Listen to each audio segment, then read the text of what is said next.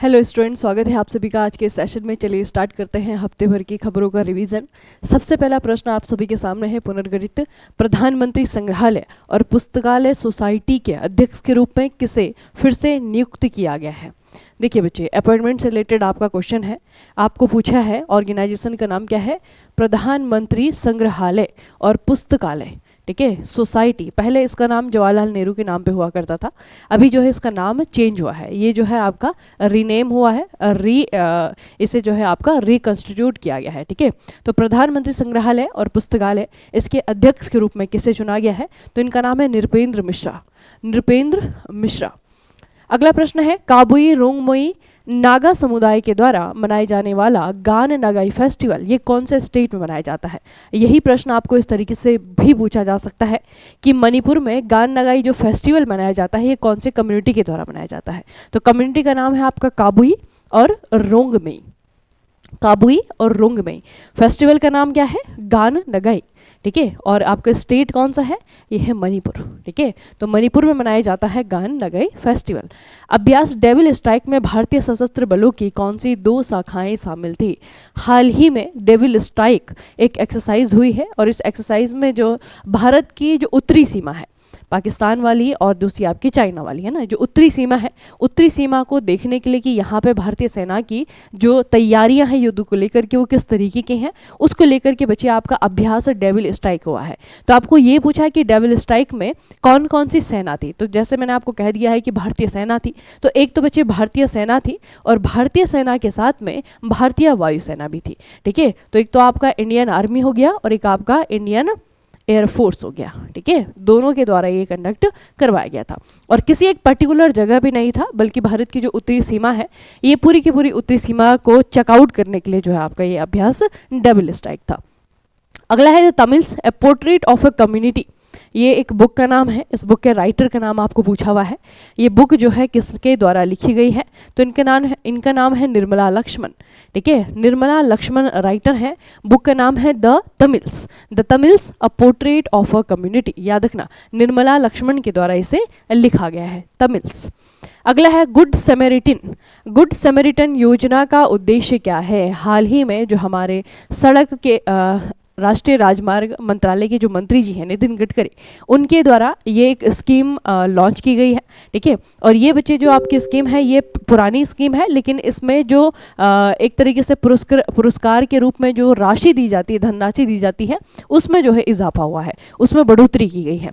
तो ये जो गुड समेरिटन योजना है ये किस चीज़ से रिलेटेड है? अब यहाँ पे जैसे मैंने आपको कहा कि ये न्यूज़ मैंने आपको बताई थी कि अगर किसी का एक्सीडेंट होता है और एक्सीडेंट में जो घायल व्यक्ति है, तो उसको अगर किसी दूसरे व्यक्ति के द्वारा हेल्प की जा रही है, उसको जो है एक तो फर्स्ट एड दिया जा रहा है या फिर उसे जो है सही समय पे हॉस्पिटल में पहुंचाया जा रहा है, तो इस तरीके के जो आपकी व्यक्ति हैं उनको क्या किया जाएगा? उनको पुरस्कार के रूप में जो है आपका 5,000 रुपये दिए जाने थे, है ना। लेकिन जो 5,000 की राशि है अब इसे बढ़ा करके कितना कर दिया गया है? 25,000 रुपये कर दिया गया है। तो ये जो आपकी गुड समेरिटन योजना है, इसका उद्देश्य क्या होगा? अब हम एक एक करके ऑप्शन पढ़ेंगे। तो सुरक्षित ड्राइविंग के लिए ड्राइवरों को पुरस्कृत करना, दुर्घटना पीड़ितों के परिवारों को मुआवजा प्रदान करना, दुर्घटना की जांच में यातायात पुलिस का समर्थन करना, या फिर तत्काल सहायता प्रदान करके सड़क दुर्घटनाओं के पीड़ितों की मदद करने वाले व्यक्तियों को पुरस्कृत करना, है ना। तो सही ऑप्शन क्या होगा आपका? ये होगा ऑप्शन नंबर डी, ठीक है। तो इसे याद रखना, गुड समेरिटन योजना ये आपका सड़क दुर्घटना से रिलेटेड है। अगला है, किस संगठन ने विश्व रोजगार और सामाजिक परिदृश्य रुझान 2025 नाम से एक रिपोर्ट जारी की है?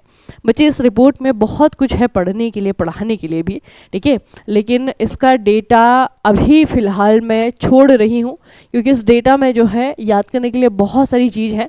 इस रिपोर्ट का नाम याद रखना, world employment and social outlook, ठीक है। 2025 के नाम से ये रिपोर्ट जारी की गई है और इसे किसके द्वारा जारी किया जाता है? अंतर्राष्ट्रीय श्रम संगठन यानी कि ILO, इंटरनेशनल लेबर ऑर्गेनाइजेशन के द्वारा इसे रिलीज किया जाता है। अगला है, अंडमान और निकोबार द्वीप समूह में पाई जाने वाली रक्त चूसने वाली मक्खियों का स्थानीय नाम क्या है, जो कि ब्लूटंग जैसी बीमारियों को फैलाने के लिए भी जानी जाती है? ब्लूटंग जो है एक बीमारी का नाम है और ये बच्चे मक्खी के कारण होता है, ठीक है। एक फ्लाइज जो है यहाँ पे देखने को मिलती है, इस फ्लाइज के कारण आपका ये बीमारी फैलती है और हाल ही में आपका खबरों में रही थी ये जो फ्लाई है, क्योंकि बच्चे ये जो फ्लाई है ना, इसका नाम है, पहले तो नाम मैं आपको बताती हूँ, भूसी फ्लाई। इसका नाम है भूसी मक्खियाँ या फिर भूसी फ्लाइज। ठीक है, तो भूसी फ्लाइज एक तो बच्चे यहाँ पे इनकी जो तादाद है, जनसंख्या, वो लगातार बढ़ रही है। और दूसरा, भूसी फ्लाइज की ही आपकी एक ऐसी नई प्रजाति मिली है जो कि अगेन खून चूसती है, और इसके खून चूसने से या फिर इसका जो काटा हुआ व्यक्ति होता है वहाँ उस पर जो है इन्फेक्शन होता है, उससे एक डिजीज होती है। ठीक है, तो इस चीज़ को थोड़ा सा याद रखना कि ये भूसी मक्खियाँ कहाँ पे देखने को मिलती है।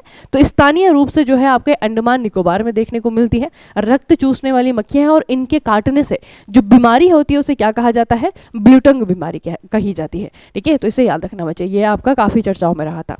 अगला है प्रकाश और पदार्थ भौतिकी के क्षेत्र में उनके योगदान के लिए bill and Melinda Gates foundation के द्वारा गेट्स कैम्ब्रिज इम्पैक्ट पुरस्कार 2025 से किसे सम्मानित किया गया है। इनका नाम क्या है, प्रोफेसर उर्वशी सिन्हा। ठीक है, प्रोफेसर उर्वशी सिन्हा, नाम याद रखेंगे, प्रोफेसर उर्वशी सिन्हा। एक तो आपकी वो प्रोफेसर हैं जो बहुत ज़्यादा आजकल चर्चाओं में है, प्रोफेसर उर्वशी रौतेला, आप लोगों ने देखी होंगी उनकी वीडियो, है ना, वो वाली नहीं है ये है आपकी प्रोफेसर उर्वशी सिन्हा। तो प्रोफेसर उर्वशी सिन्हा को गेट्स कैम्ब्रिज इम्पैक्ट पुरस्कार 2025 इन्होंने जीता है।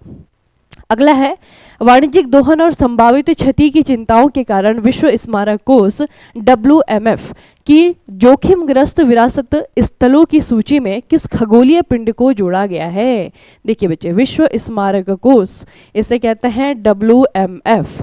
ठीक है, अब WMF ने पहली बार पृथ्वी को छोड़ करके पृथ्वी के बाहर की जो दुनिया है वहाँ की किसी एक चीज़ को जो है इस लिस्ट में शामिल किया है। ठीक है, और ये देखते हुए कि भविष्य में जिस तरीके से इस जगह का दोहन किया जा रहा है, इस जगह को जो है कंजप्शन के लिए तैयार किया जा रहा है, उस चीज़ को देखते हुए जो है इन्होंने क्या किया है, इसे जोखिमग्रस्त विरासत स्थलों की सूची में लिस्ट कर दिया है। और ये कौन सी जगह है बच्चे, ये है आपका चांद, ऑप्शन नंबर बी, दी मून। ठीक है, पृथ्वी का इकलौता प्राकृतिक उपग्रह। अगला है कुतुब शाही के शासनकाल के दौरान उत्पन्न कला का कौन सा रूप हाथ से चित्रित या ब्लॉक मुद्रित सूती वस्त्र परंपरा के लिए जाना जाता है और आंध्र प्रदेश में प्रचलित है। अब देखिए बच्चे, हाल ही में जो हमारी प्रेसिडेंट है द्रौपदी मुर्मू जी, उनके द्वारा जो है कुछ गिफ्ट तैयार किए गए थे और इसके लिए जो है उन्होंने एक ऑनलाइन पोर्टल भी ओपन किया है कि जो भारत में हाथ से बनने वाली जो चीज़ें हैं, अलग अलग स्टेट में अलग अलग प्रकार की हस्तकलाएँ चलती हैं। ठीक है, और बहुत ज़्यादा पॉपुलर भी वो है ना, लेकिन इन कलाओं का अगर आप लोग देखेंगे तो एक्सेस बहुत कम है ना। हमें पता है कि जो ये है, इसका आंसर है आपका कलमकारी। कलमकारी जो है आंध्र प्रदेश में बहुत फेमस है, लेकिन कलमकारी को अगर आप एक्सेस करने जाएंगे, फिर कलमकारी की कोई चीज़ जो है ढूंढने जाएंगे तो वो ऑथेंटिक मिलेगी या नहीं मिलेगी, इसका जो है आपका हमें मतलब श्योरिटी नहीं होती कि जो हमने खरीदा है वो एक्चुअल में आंध्र प्रदेश का कलमकारी है। पैसे भी दे देते हैं और वो चीज़ एक्चुअल में भी मिलती नहीं है, ऑथेंटिक चीज़ नहीं मिलती है ना। तो उसी चीज़ को देखते हुए अभी द्रौपदी मुर्मू जी के द्वारा एक ई गिफ्ट ऑनलाइन पोर्टल करके खोला गया है। उसमें जो है भारत की जो हस्त चीज़ें हैं, ठीक है, जिनको कि हाथ से तैयार किया जाता है, जो बहुत ज़्यादा फेमस है किसी एक पर्टिकुलर लोकल मार्केट में, तो इन चीज़ों को जो है आपका एक तरीके से नेशनल प्लेटफॉर्म देने के लिए इन चीज़ों को यहाँ पे लॉन्च किया गया है। तो इनमें से बच्चे आपका एक है कलमकारी। याद रखना, कलमकारी जो है आपका ये किस प्रकार की कला है, ये कुतुब शाही शासनकाल के दौरान उत्पन्न हुई है और इसे हाथ से जो है आपका या तो पेंट किया जाता है, बनाया जाता है, या फिर ब्लॉक पेंट जो है सूती वस्त्र पर किया जाता है। ठीक है, और इस कला को क्या कहा जाता है, कलमकारी कहा जाता है और ये आपका आंध्र प्रदेश में बहुत फेमस है।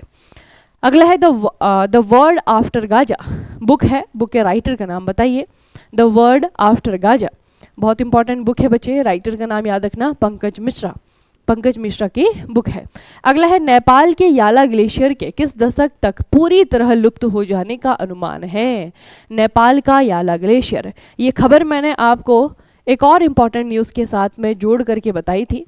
ठीक है, और मैंने आपको क्या बताया था कि उत्तराखंड में घाटी है, नीति वैली जिसे कहते हैं, नीति घाटी जिसे कहा जाता है, ये उत्तराखंड और तिब्बत के बीच में बच्चे आपका एक वैली है। ठीक है, यहाँ से अगर आप आगे की तरफ बढ़ेंगे तो तिब्बत पहुँच जाएंगे। तो यहीं पे जो है नीति वैली में एक साइंटिस्टों को एक ऐसा ग्लेशियर मिला है जो बहुत तेज़ी से बढ़ रहा है ना। उसी के उलट मैंने आपको ये भी बताया था कि जैसे ये तेज़ी से ग्लेशियर बढ़ रहा है, उतनी ही तेज़ी से जो है ग्लेशियर आपके गायब भी हो रहे हैं, ख़त्म भी हो रहे हैं, है ना। उन्हीं में से जो है आपका एक न्यूज़ बिल्कुल अभी रिसेंटली आई है, नेपाल में एक याला ग्लेशियर ग्लेशियर है जो इतनी तेजी से समाप्त हो रहा है कि कहा जा रहा है कि 2040 तक ये पूरी तरीके से गायब हो जाएगा। ठीक है, और ऐसे बच्चे आपका सिर्फ नेपाल में नहीं है, ये जो है आपके उत्तराखंड में भी हैं। ठीक है, ऐसे ही जो है आपके जम्मू कश्मीर में भी हैं, जो बहुत पुराने ग्लेशियर हैं। ठीक है, और बहुत लंबे समय से जो आप टिके हुए थे वो जो है बहुत तेज़ी से गल रहे हैं, उनकी जो उनका जो एरिया है वो बहुत तेज़ी से कम हो रहा है। ठीक है, और ये चीज़ जो है नेपाल में भी है, ये चीज़ आपका चाइना भी है, मतलब जहाँ जहाँ पे हिमालय का एक्सटेंशन है वहाँ पे ग्लोबल वार्मिंग के इस तरीके के दुष्प्रभाव देखने को मिल रहे हैं। ठीक है, अगला है राजमुंद्री में केंद्रीय तंबाकू अनुसंधान संस्थान CTRI, इसका नया नाम क्या रख दिया गया है? राजमुंद्री, आंध्र प्रदेश, यहाँ पे एक इंस्टीट्यूट था जो कि तंबाकू के अनुसंधान के लिए काम करता था। इसका नाम बदल करके क्या रख दिया गया है? इसका नाम बदल करके और इसका बच्चे काम भी बदल दिया गया। मैंने आपको बताया था ना, नाम ही नहीं काम भी बदला है। तो ये रिसर्च इंस्टीट्यूट पहले से तंबाकू पे रिसर्च करता था, अभी जो है ये कॉमर्शियल क्रॉप पे रिसर्च करेगा। कॉमर्शियल क्रॉप जो है आपका कौन सा, ये NIRCA, राष्ट्रीय वाणिज्यिक कृषि अनुसंधान संस्थान।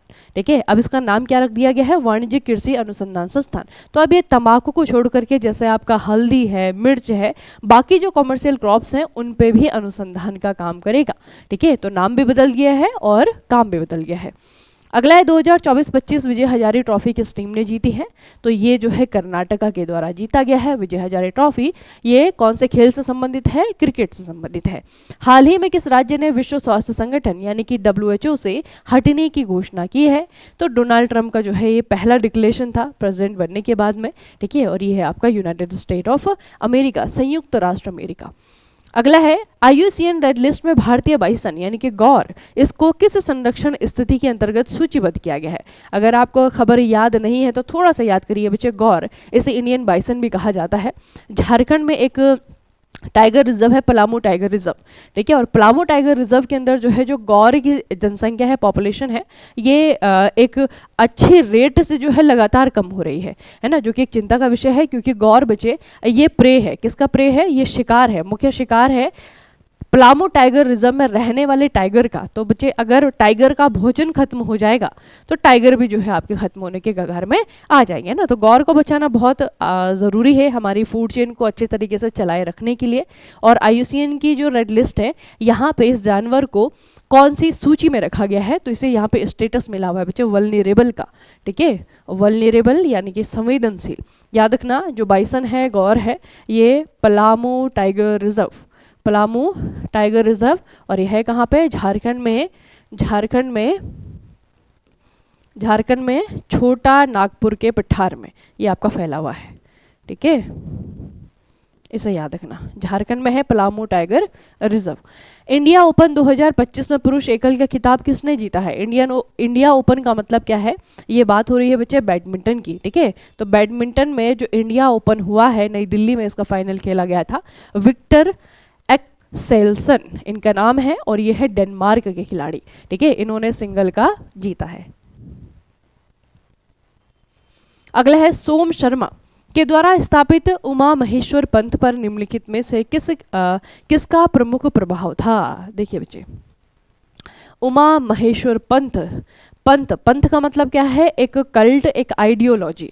भारत में जो है आप लोगों ने देखा होगा कितने सारे रिलीजन है। पहले तो रिलीजन जो बड़ी मात्रा में लोगों के द्वारा फॉलो किए जाते हैं, उसके अंदर भी अगर आप लोग देखेंगे तो रिलीजन में भी जो है आपको उसके भी जो है अलग अलग शाखाएं देखने को मिल जाएंगी। इस्लाम है तो एक नहीं, हिंदुत्व है तो हिंदुत्व में भी जो है आपकी बहुत सारी शाखाएं हैं, है ना। तो इस तरीके से बच्चे आप लोग देखेंगे तो बहुत सारे कल्ट जो है आपको देखने को मिलेंगे। तो एक कल्ट जो है आपका साउथ इंडिया में फॉलो किया जाता था। इस पंथ का नाम है उमा महेश्वर।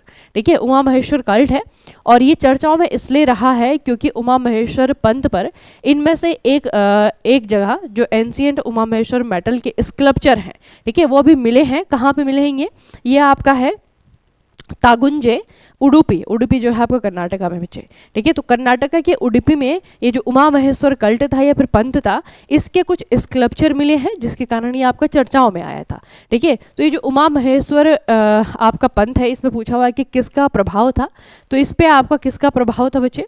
इस पे आपका किसका प्रभाव था? ये आपका जो बौद्ध धर्म है। ठीक है, और बौद्ध धर्म में भी आपका वज्रयान, बौद्ध धर्म में भी क्या है, अलग अलग शाखाएं हैं। तो जो बौद्ध धर्म की वज्रज्ञान शाखा है उसका प्रभाव आपको देखने को मिलेगा उमा महेश्वर पंथ पे, ठीक है, याद रखना इस चीज को। और दूसरा जो है आपको पूछा जा सकता है कि उमा महेश्वर पंथ की शुरुआत किसने की थी। जैसे हम कहते हैं ना कि जैन धर्म के प्रतिपादक कौन है, जिस तरीके से आप याद करते हैं कि बुद्धिज्म जो है आपका किसके द्वारा इस्टेब्लिश किया गया था, उसी तरीके से याद रखना कि जो उमा महेश्वर पंथ है ये सोम शर्मा के द्वारा स्टार्ट किया गया था, इसके संस्थापक थे बच्चे। अगला है फ्लेमिंगो फेस्टिवल प्रतिवर्ष किस राज्य में सेलिब्रेट किया जाता है। फ्लेमिंगो फेस्टिवल ये मनाया जाता है आपका आंध्र प्रदेश में, ठीक है, आंध्रा में। अगला है कवचम प्रणाली का प्राथमिक उद्देश्य क्या है। अभी एक तो आपका कवच सिस्टम है जो कि इंडियन रेलवे का है, वो आपका कवच है, ठीक है, इसमें और उसमें अंतर है बच्चे। वो आपका छोटे वाली लेटर्स में लिखा जाता है कवच, है ना, ये जो है आपका कवचम है। तो जो कवचम है ये अभी रिसेंटली जो केरला राज्य सरकार है, केरला राज्य सरकार में भी केरला का जो फॉरेस्ट डिपार्टमेंट है उनके द्वारा ये सिस्टम लॉन्च किया गया है, ठीक है, कवचम। तो Kerala state disaster management authority के द्वारा इसे जो है लॉन्च किया गया है। और ये कवचम जो है किस चीज़ के लिए है बच्चे, ये आपका जो नेचुरल डिजास्टर होती है, ठीक है, जो प्राकृतिक आपदाएं होती हैं, प्राकृतिक आपदाओं को लेकर के जो चेतावनी जारी करना है, अलर्ट जारी करना है, और वो चेतावनी होगी, अलर्ट जारी होगा, वो बिल्कुल रियल टाइम होगा, इसके लिए जो है आपका ये कवचम प्रणाली है, ठीक है। तो जनता को आपदा अलर्ट और चेतावनी जारी करने के लिए जो है आपका कवचम प्रणाली यानी कि कवचम सिस्टम लॉन्च किया गया है, किसके द्वारा, केरला सरकार के द्वारा। इसे बच्चे आप याद रखना। अगला है सिंधु जल संधि के अनुसार भारत और पाकिस्तान के बीच में जल विभाजन के संबंध में निम्नलिखित में से कौन सा कथन सही है। अब ये जो एक टॉपिक है आप लोगों को बहुत बार पढ़ाया हुआ है, तो आप लोगों का आंसर बिल्कुल सही होना चाहिए। पहला है भारत को 3 पश्चिमी सहायक नदियां सिंधु, झेलम और चिनाब के सभी पानी का अप्रतिबंधित उपयोग प्राप्त है। पाकिस्तान को 3 पूर्वी सहायक नदियां सतलज, ब्यास, रावी के सभी पानी का अप्रतिबंधित उपयोग प्राप्त है। भारत को 3 पूर्वी सहायक नदियां सतलज, ब्यास और रावी के सभी पानी का अप्रतिबंधित उपयोग प्राप्त है। या फिर पाकिस्तान फिर आपका पूर्वी नदी है ना। बेसिकली आपसे ये पूछ रहा है कि जो सिंधु जल संधि हुई थी भारत और पाकिस्तान के बीच में 1960 में, जिसमें मीडिएटर की भूमिका वर्ल्ड बैंक के द्वारा निभाई गई थी, इस जल संधि में कौन कौन सी नदियों का जो पानी है वो अप्रतिबंधित का मतलब है कि बैन नहीं किया गया है, पूरी तरीके से इस्तेमाल कर सकता है कौन सा देश, ठीक है। तो 2 चीजें मैंने आपको बताई थी ना बच्चे, जो सिंधु नदी है, सिंधु नदी की जो पश्चिम की तरफ की नदियां हैं झेलम और चिनाब, इस पे कंट्रोल जो है पूरी तरीके से पाकिस्तान का है और कुछ कुछ जो है भारत का भी है। बाकी जो पूरब की तरफ की नदियां हैं, सतलज हो गई, ब्यास हो गई, रावी हो गई, इस पे जो कंट्रोल है वो ज्यादातर भारत का है और कुछ हिस्से में कुछ रूप से जो है आपका पाकिस्तान पे भी है ना। तो इसमें आपका कौन सा वाला सही माना जाएगा। इसमें अगर आप लोग देखेंगे तो बच्चे इसमें जो आपका ऑप्शन है, भारत को 3 पूर्वी सहायक नदियां सतलज, ब्यास और रावी, इसके सभी पानी का अप्रतिबंधित उपयोग प्राप्त है, ठीक है। तो ये वाला आपका सही होगा। अगला है पनामा नहर के बारे में निम्नलिखित में से कौन सा कथन सही है। पनामा नहर खबरों में क्यों रही थी। हाल ही में डोनाल्ड ट्रंप के द्वारा एलिगेशन लगाए गए थे चाइना पे कि चाइना पनामा नहर को कंट्रोल कर रही है, ठीक है। चाइना के द्वारा जो पनामा कैनाल है इसको कंट्रोल किया जा रहा है, ठीक है। और इसके बारे में बच्चे एक ही स्टेटमेंट यहाँ पे सही है। पहले तो इसकी लंबाई गलत है, दूसरा जो है ये कौन कौन से महासागर को जोड़ता है ये भी गलत है। पनामा नहर का स्वामित्व प्रशासन संयुक्त राज्य अमेरिका के पास है, नहीं है, ये भी गलत है। तो पनामा नहर का जो निर्माण है बच्चे ये संयुक्त राज्य अमेरिका के द्वारा करवाया गया था, 1914 में करवाया गया था, ये बिल्कुल सही है, इस चीज को याद रखना, ठीक है। इसलिए तो यूएस के प्रेसिडेंट इसके ऊपर बोल पा रहे हैं, है ना। तो पनामा जो है आपका ये एलिगेशन लगाए थे चाइना पे डोनाल्ड ट्रंप ने, जो कि चाइना जो है इसका इलीगल इस्तेमाल कर रहा है और इस पे जो है पूरा कंट्रोल जो है चाइना का हो गया है। तो थोड़ा सा पनामा के बारे में आपको बताती हूँ। जो बच्चे पनामा कैनाल है आर्टिफिशियल है, यानी कि बनाई हुई है, लगभग 82 किलोमीटर 82 किलोमीटर लंबी है। अगर माइल में देखेंगे तो 51 माइल जो है इसकी डिस्टेंस है, ठीक है, इतनी इसकी लंबाई है। दूसरे कौन कौन से सागर को जोड़ती है, तो ये कैरेबियन सी को जोड़ती है पैसिफिक ओशियन से।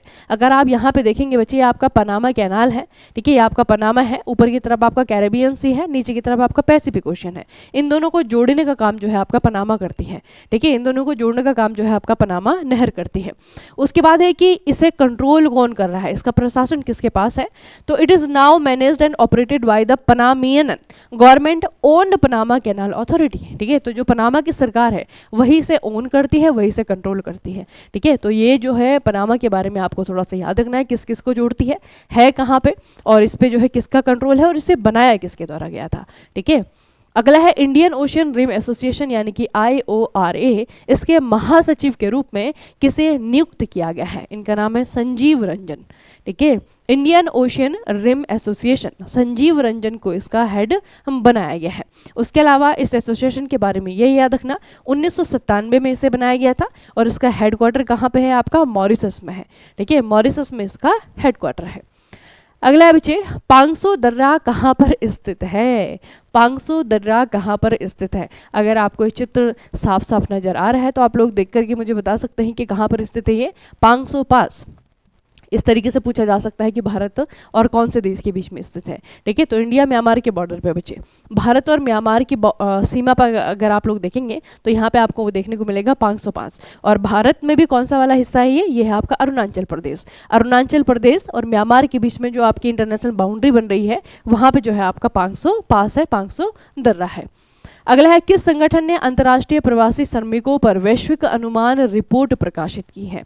वैश्विक अनुमान रिपोर्ट किस चीज पे? जो आपके अंतर्राष्ट्रीय प्रवासी श्रमिक हैं। ये एक और रिपोर्ट है और इसे किसके द्वारा जारी किया गया है? अगेन ये भी आपका इंटरनेशनल लेबर ऑर्गेनाइजेशन यानी कि अंतर्राष्ट्रीय श्रम संगठन के द्वारा जारी की गई है। ठीक है, 2 रिपोर्ट हमने पढ़ी, दोनों ही ILO की जारी की गई है।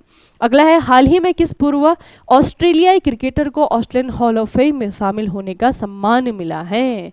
इनका नाम क्या है बच्चे? माइकल क्लार्क हैं। आप लोग अगर क्रिकेट फॉलो करते हैं माइकल क्लार्क को जानते होंगे, तो माइकल क्लार्क को यहाँ पे ऑस्ट्रेलिया के हॉल ऑफ फेम में शामिल किया गया है। अगला है, कौन सा देश फिडे विश्व कप 2025 की मेजबानी करेगा? यही प्रश्न आपको किस तरीके से पूछा जा सकता है कि 2025 में होने वाला शतरंज का विश्व कप। ठीक है, फिडे वो संस्था है जो कि चेस को रेगुलेट करती है ग्लोबली। ठीक है, पूरा जो है वर्ल्ड वाइड ये फिडे जो है चेस को रेगुलेट करती है। तो फिडे का जो 2025 का वर्ल्ड कप है इसे इंडिया के द्वारा होस्ट किया जाना है। ठीक है, भारत के द्वारा इसे होस्ट किया जाना है, याद रखना। अगला है बच्चे, तमीरा परानी नदी कहाँ से निकलती है? अब थोड़ा सा इस नदी के बारे में मैं आपको बताऊंगी। पहले जो तमीरा परानी नदी है ये मैं आपको बता दूं किस लिए आपका चर्चाओं में है बच्चे।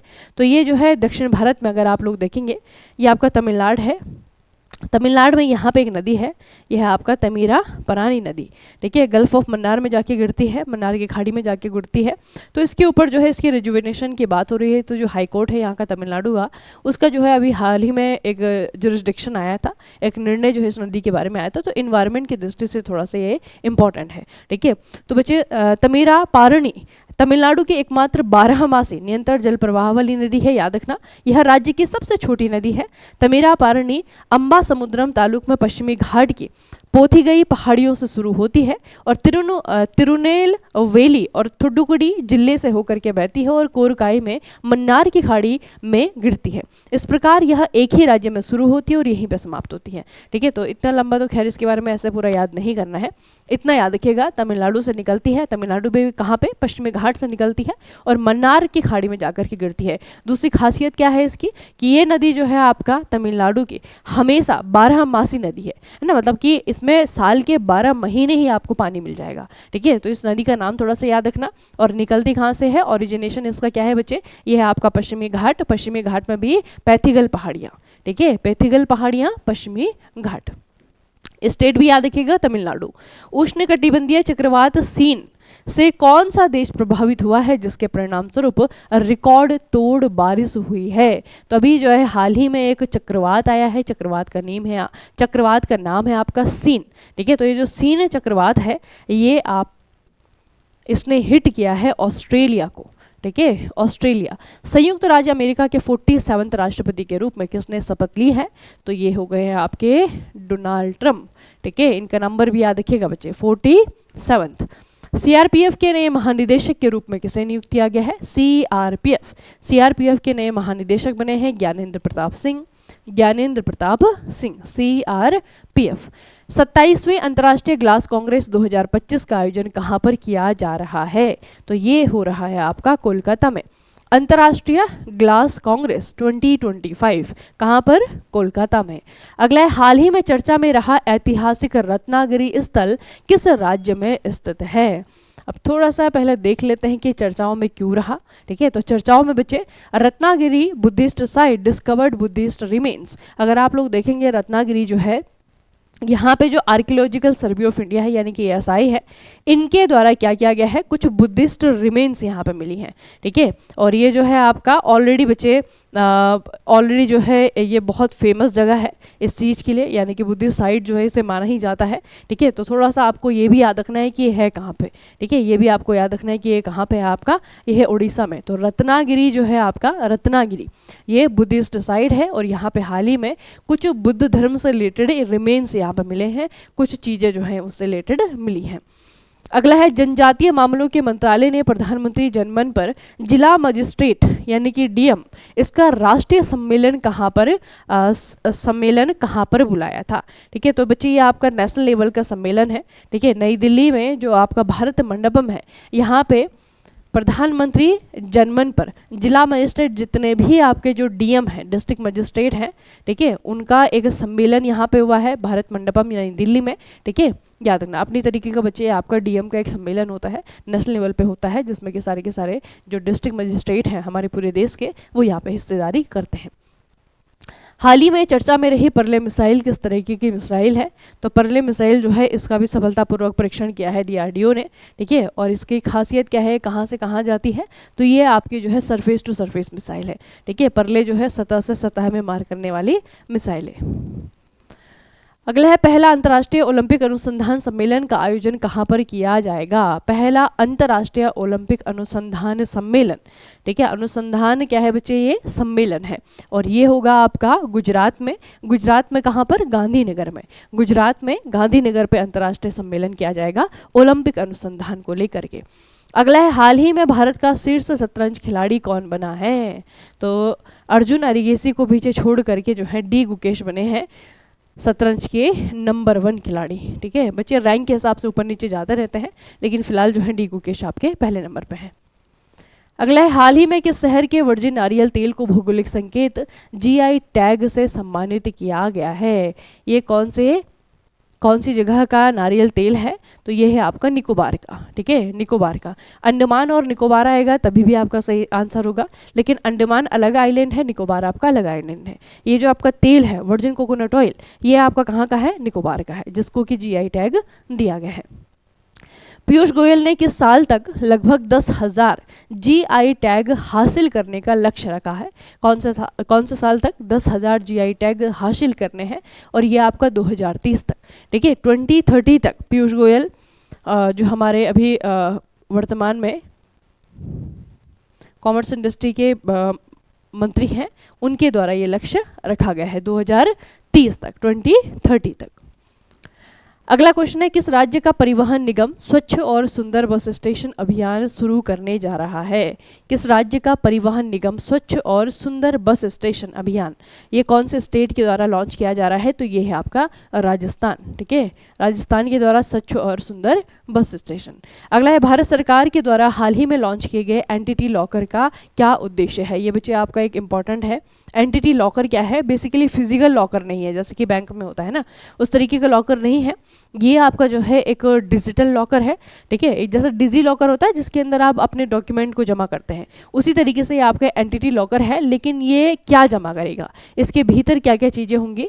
तो ये बच्चे आपका जो बिजनेस से रिलेटेड डॉक्यूमेंट है, ठीक है, बिजनेस डॉक्यूमेंट मैनेजमेंट इसका काम है। बिजनेस डॉक्यूमेंट मैनेजमेंट इसका काम है, याद रखना। इंडियन गवर्नमेंट के द्वारा जो है इसे लॉन्च किया गया है। तो ये है आपका एंटिटी लॉकर। सामपुर सौर ऊर्जा संयंत्र के लिए ऊर्जा मूल्य को अंतिम रूप देने के लिए किस देश ने भारत के साथ में सहयोग किया है? यहाँ पे आपका प्रश्न इस तरीके से भी बन सकता है कि सामपुर सौर ऊर्जा संयंत्र ये कौन से देश में है। ठीक है, तो ये बच्चे आपका कौन सी कंट्री कौन सी कंट्री के द्वारा भारत के साथ में इसके ऊपर क्या कहते हैं इसे एग्रीमेंट हुआ है, तो ये है आपका श्रीलंका। याद रखना, सामपुर सौर ऊर्जा संयंत्र इसके लिए जो है श्रीलंका और भारत इनका सहयोग हो रहा है। अगला है, भारतीय सतत प्राकृतिक रबड़ पहल कहाँ पर शुरू की गई है? प्राकृतिक रबड़ पहल किस चीज़ के ऊपर है बच्चे? ये आपका ये है प्राकृतिक रबड़। ठीक है, तो ये जो सतत प्राकृतिक रबड़ पहल है ये केरल की सरकार के द्वारा शुरू की जा रही है। ठीक है, केरला गवर्नमेंट के द्वारा इसे शुरू किया गया है। किस देश ने दुनिया की सबसे लंबी एक्सप्रेसवे सुरंग का निर्माण पूरा किया है? दुनिया की सबसे लंबी सुरंग है ये, एक्सप्रेसवे है। ठीक है, और इसका नाम है तियान शान, अगर आपको नाम याद है, क्योंकि तियान शान नाम का यहाँ पे एक पर्वत है जिस पे ये सुरंग बनाई गई है ना। और देश है आपका चाइना, तियान शान। मूडीज के अनुसार वित्त वर्ष 2025 में भारत के लिए संशोधित जीडीपी वृद्धि पूर्वानुमान क्या है? मूडीज एक ये इंटरनेशनल क्रेडिट रेटिंग कंपनी है और इन्होंने बच्चे भारत की जो जीडीपी ग्रोथ है वो 2025 के लिए कितनी बताई है? 7% की बताई है, 7% की बताई है। ठीक है, अलग अलग जो इंस्टीट्यूट हैं, अलग अलग जो ऑर्गेनाइजेशन हैं, हम उनका अनुमान पढ़ते रहते हैं, वो एग्जाम में आता है बच्चे। एक तो जो है भारत की जो अथॉरिटी है उसमें आपका RBI हो गया। ठीक है, और जो इंटरनेशनल ऑर्गेनाइजेशन है आपका वर्ल्ड बैंक हो गया। दूसरा आपका जो है जो आपका मॉनेटरी फंड है ना, विश्व मुद्रा कोष है। ये दो आपके ग्लोबली हो गए, ये आपका भारत में हो गया। और दूसरा जो है आपका जो क्रेडिट रेटिंग कंपनीज होती हैं, ठीक है, जब वो इस तरीके का अनुमान लगाती है तो वो जो है आपके एग्जाम में पूछे जाते हैं। ठीक है, तो जो भी जब भी अपना अनुमान बताता है, डिक्लेयर करता है, उसे जो है मैं आपको जब न्यूज़ में बताती हूँ तो उसको जो है एक साथ में लिख लेना ताकि वो याद रहे बार बार। ठीक है, तो मूडीज़ के अनुसार 2025 में जो भारत की जीडीपी वृद्धि पूर्वानुमान है वो कितना है? 7% का। अभी तक बच्चे जितनी भी, चाहे वो ग्लोबल ऑर्गेनाइजेशन है, चाहे वो भारत की ही ऑर्गेनाइजेशन है, उनमें से सबसे ज़्यादा जो है इन्होंने ही बताया है, मूडीज़ के द्वारा बताया गया है ना। तो 7% का जो है इन्होंने अनुमान लगाया है 2025 के लिए। चलिए फिर अब जो है इस हफ्ते की पूरी खबरें कुछ रिवाइज भी हो गई हैं, कुछ नई भी आप लोगों ने न्यूज़ पढ़ी हैं। ठीक है, तो अच्छे से जो है इन न्यूज़ को जो है पढ़ते रहना। और बच्चे जब आपका CBT 2 के लिए अगर आप लोग प्रिपेयर कर रहे हैं तो CBT 2 के लिए जो है करंट अफेयर्स लगातार पढ़ते रहिएगा।